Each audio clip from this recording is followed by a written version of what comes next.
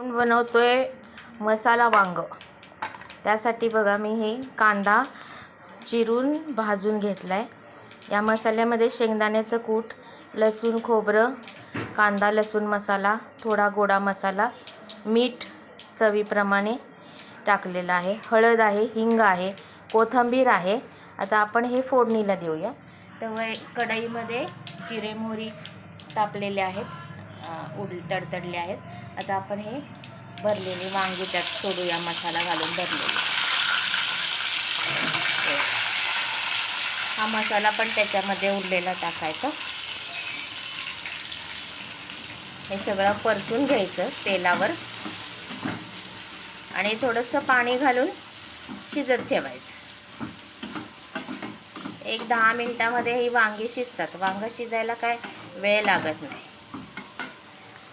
हे परतलेलं आहे, मी थोडंसं पाणी ते आता त्याच्यामध्ये आणि झाकण घालून शिजत ठेवलं आहे। हे आपलं बघा जेवण आजचं तयार आहे।